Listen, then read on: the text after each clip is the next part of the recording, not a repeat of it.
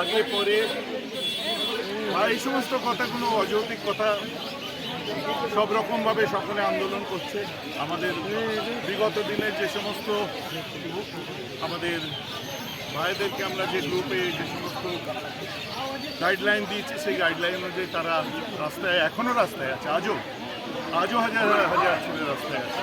অর্থাৎ এখানে কোনো ব্র্যান্ডিংয়ের ব্যাপার নেই, অন্য কোনো ব্যাপার নেই।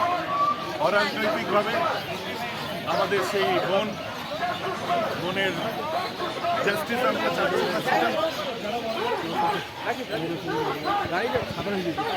ঠিক আছে ঠিক আছে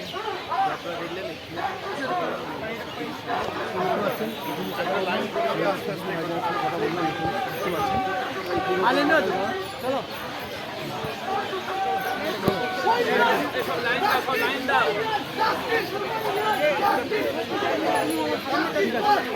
বড় একটু বড় করো জায়গাটা, বড় করো একটু বড় করে দেয় জায়গাটা।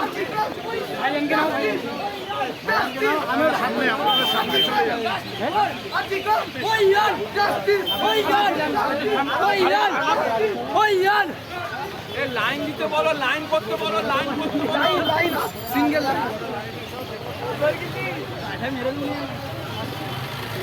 নিতে যাচ্ছে ওই তাই না বলে না কেন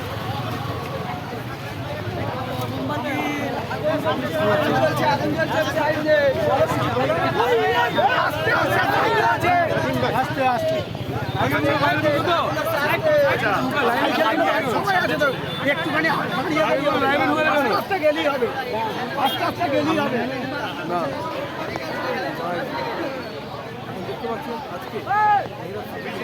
এই সাইকেলগুলো ভাই পিছনে লম্বা সামনেটা সামনেটা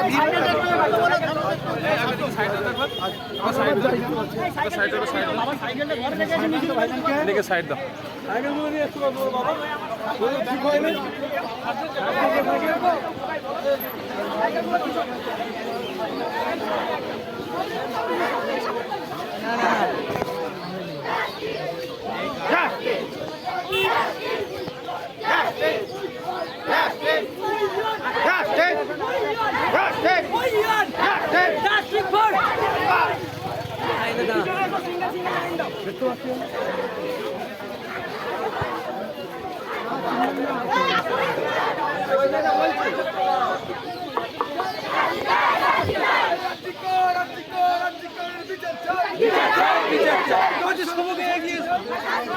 আমি প্রত্যেকের দিকে দৃষ্টি আকর্ষণ করে বলবো, যিনারা আজ এই পথসভায় সামিল হয়েছেন প্রত্যেককে বলবো, আপনারা প্রত্যেকে এক হাত ছাড়া আপনারা কাতারে কাতারে আসবেন। কেউ দলবদ্ধ ভাবে রাস্তায় হাঁটবেন না। প্রত্যেকে লাইন দেন, প্রত্যেকে লাইন দিয়ে আসুন। এটা গাড়িটা আগে হতো, গাড়িটা গেল, প্রত্যেকে লাইনে আসুন। মহিলাগুলো সামনে থাকবেন, আমার বোনেরা মায়েরা সামনে থাকবেন, বাকি পুরুষ যারা আছেন প্রত্যেককে বলবো আপনারা পিছনে চলে যান। প্রত্যেকে লাইন দিয়ে আসুন। এক হাত ছাড়া লাইন দেন, প্রত্যেকে এক হাত ছাড়া লাইন দেন। আমার বোনেরা মায়েরা যিনারা আমাদের প্রতিবাদ সভায় এসেছে,